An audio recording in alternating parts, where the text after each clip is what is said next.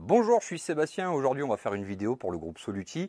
On va vous présenter un traitement de charpente, mais avant de vous présenter le traitement de charpente, on va vous présenter bien entendu tous les éléments qu'il va falloir pour pouvoir réaliser un traitement de qualité, dans de bonnes conditions et surtout qu'il soit un traitement dit efficace. Donc pour faire un traitement efficace, il va falloir effectivement beaucoup de matériel, un compresseur, une pompe à membrane, des produits, des éléments de perçage, des éléments d'utilisation pour l'injection ainsi que pour le décapage du bois et tous les systèmes de protection EPI qu'on va être amené à retrouver. Donc on va commencer dans le commencement, on va donc bien entendu commencer par le dépoussiérage de la charpente. Donc c'est une soufflette qui va nous permettre effectivement d'évider tout ce qu'on va retrouver, les toiles d'araignée, la poussière qui sont assez classiques dans des combles perdus. Deuxième étape, on va parler donc d'un élément qu'on appelle un scraper. Donc le scraper, c'est tout bêtement en fait une hache pneumatique qui va nous permettre en fait de bûcher la partie des bois qui sont vermoulus. On le reverra tout à l'heure dans la partie de vidéo suivante. On va bien entendu avoir des éléments de perçage. Donc là, on va utiliser une perceuse avec une mèche de 9,5. On va avoir donc l'avantage d'avoir des mèches qui sont auto-foreuses. Et on va utiliser donc des injecteurs. L'injecteur, c'est ce qui va nous permettre d'injecter en fait le bois et permettre d'éviter que le produit ne ressorte de la charpente.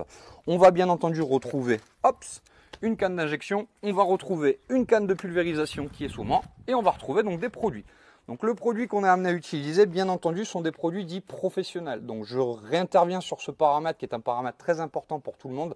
Ces produits-là, vous ne les trouverez pas en grande distribution puisque pour pouvoir avoir ce type de produit, il faut impérativement une certification qu'on appelle la certi biocide. Les produits, voilà à quoi ils vont ressembler. Donc ce sont des gels. Ces gels sont des gels auto-pénétrants. Et la différence entre un produit de grande distribution et un produit professionnel, c'est tout bêtement une certification qui fait qu'aujourd'hui, le grammage de matière active que vous allez retrouver chez des grands distributeurs et les produits qu'on va avoir nous sont grammés largement de façon supérieure, ce qui fait qu'on va avoir une efficacité qui va être bien entendu très différente. Deuxième paramètre, on va parler bien entendu d'EPI. Alors au niveau des EPI, on va utiliser donc pour nos petites oreilles au moment du scraper un casque anti-bruit. On va avoir donc des gants bien entendu qui seront des gants pour la partie chimique. On va avoir un masque à poussière, une cotte, donc qui est tout bêtement en fait une combinaison étanche et un masque quand on va faire donc la partie d'injection puisqu'on est sur des produits qui sont volatiles et dits toxiques, donc il va falloir se protéger. Maintenant, on va aller regarder directement ce qui se passe là-haut et on va aller contrôler la charpente pour savoir pourquoi et comment on va la traiter. A tout de suite. Et on va parler aujourd'hui d'insectes parasitaires, on appelle ça des insectes xylophages. Aujourd'hui, on est sur du capricorne. Et on va vous montrer les dégâts que peut faire le capricorne. Mais avant de parler du capricorne, on va déjà parler des zones de contrôle qui vont nous permettre de savoir qu'est-ce qui se passe et comment ça se passe et comment déjà le détecter. Dans un premier paramètre, on va aujourd'hui avoir une charpente. Donc comme vous pouvez le voir ici, c'est une charpente traditionnelle. Et elle va montrer quelques stigmates. Ça veut dire qu'on a été appelé par un client qui, lui, a aménagé son comble et a pu s'apercevoir à quelques endroits qu'il pouvait avoir des petites zones qui sont des zones de sciure qui n'étaient pas dramatiques mais qui commençaient un petit peu à l'inquiéter. On va faire un contrôle avec vous, on va vous montrer comment on va commencer ce contrôle. On va déjà commencer à regarder en fait les quelques stigmates que vont nous montrer en fait cette charpente. Alors, cette charpente, elle contient des trous de sortie qu'on va retrouver donc à différents endroits, ici et là. Et on peut le voir quand on passe la lampe en ras, on va retrouver directement des petites zones légèrement crantées, comme ici. Et quand on va poinçonner, derrière, on va retrouver donc des zones qui vont être complètement, vermoulues. Donc là, on sait pertinemment qu'on est donc sur du capricorne et on va vous expliquer en différentes étapes comment on va être amené à le traiter de façon à éradiquer cette problématique. À tout de suite. Donc la première étape donc, du traitement, ça va toujours être la phase donc, de dépoussiérage. Donc en fait, on a besoin de travailler dans de bonnes conditions pour avoir un bon visuel. Donc, on va tout bêtement sortir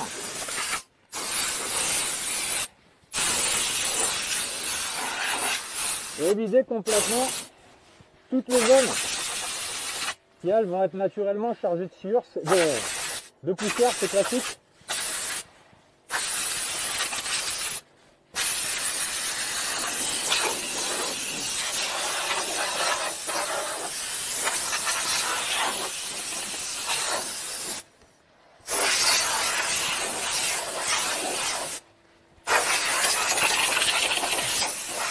Donc ça va faire tomber toutes les toiles d'araignée.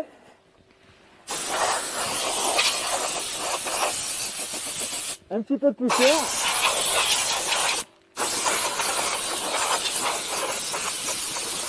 Et là, très clairement, ça va nous permettre d'avoir un largement meilleur visuel sur une structure en bois.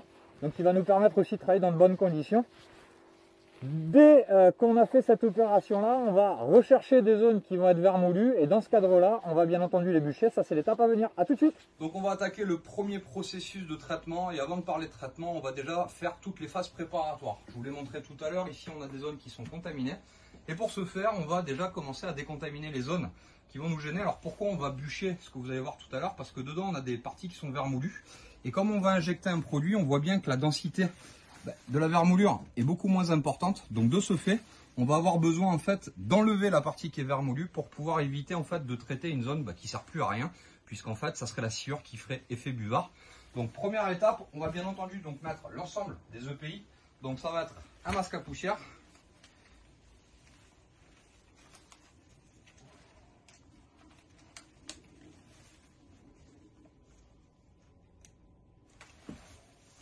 Une paire de lunettes, bien entendu. Le casque anti-bruit. Et le scraper.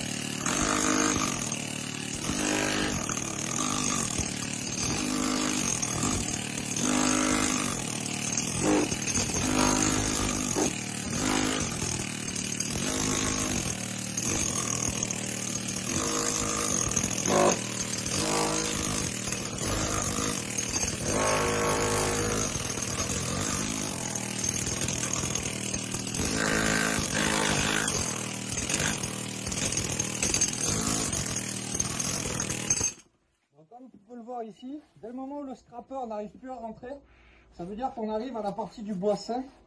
Et sur la deuxième étape, on va utiliser tout à l'heure donc un élément qui va nous permettre de tout dépoussiérer. Mais ça, c'est l'étape suivante. Donc là, on va commencer à rentrer dans le vif du sujet, donc du traitement de charpente. C'est-à-dire qu'on a fait toutes les phases préparatoires au traitement. Maintenant, on va commencer à parler du traitement. Pour ça, on va donc utiliser une mèche autoforeuse, d'accord, et on va venir percer le bois. Donc au départ. Cette opération, on va la réitérer toutes les 30 cm en quinquagénaire. On va faire le bois. On fait des surprises. Et sur les zones de point d'ancrage, on va aller chercher le mur.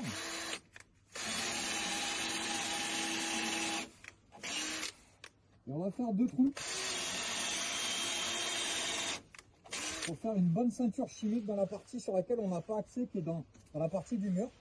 Voilà un petit peu toute la partie donc des étapes préparatoires. Et donc ça, on va le faire sur l'ensemble des grosses pièces de bois, puisqu'effectivement les chevrons étant d'une surface trop petite, d'une périmétrie qui est trop petite, on ne va pas les percer parce qu'on les affaiblirait. Le produit qu'on va être amené à utiliser est un gel auto-pénétrant, donc sur ces bois-là, on va pouvoir arriver à un traitement en cœur. Sur ceci, ça sera un peu plus délicat. Ça, c'est l'opération à venir. On va mettre en place les injecteurs et on vous parlera un peu plus des injecteurs dans quelques secondes pour vous expliquer à quoi ça sert. Ça, c'est l'opération suivante. À tout de suite. Avant de parler d'injection, on va vous expliquer le pourquoi du comment. Souvent, vous êtes nombreux à nous expliquer que vous avez essayé vous-même de faire votre traitement par le biais de pulvérisation et de produits de grande distribution. Et malheureusement, ça ne fonctionne pas. On va vous expliquer dans quelques secondes pourquoi. Donc le principe, tout bêtement, des produits qu'on va être amené à retrouver, les produits qu'on utilise sont des Xylix, donc ESE, qui sont donc des gels, et vous allez retrouver, vous, des produits qui sont des produits non professionnels, que vous allez retrouver souvent en grande distribution. La différence entre le produit de grande distribution et le produit professionnel, c'est tout bêtement le professionnel, lui, dans l'obligation de passer une certification qu'on appelle la certification biocide. Quelle est finalement la vraie différence de ce produit? C'est que la matière active que vous allez retrouver en grande distribution sera beaucoup moins forte, ça veut dire qu'en fait les produits sont assez light et les produits que vous allez retrouver avec des professionnels seront grammés de façon largement supérieure et permettent d'avoir une bonne efficacité à long terme. Donc le produit, il bénéficie, comme je vous l'ai dit tout à l'heure, d'une gamme qu'on appelle un ESE. C'est finalement ça qui va nous permettre de nous donner plein d'informations sur l'efficacité du produit. Le premier E correspond à efficacité. Efficacité pour tout traitement, préventif, curatif, insecticide, fongicide et anti-termite. Il a ce qu'on appelle un spectre large, donc il va agir sur tous les insectes présents ou à venir sur vos boîtes charpentes, donc vous protégez définitivement, du moins le plus longtemps possible.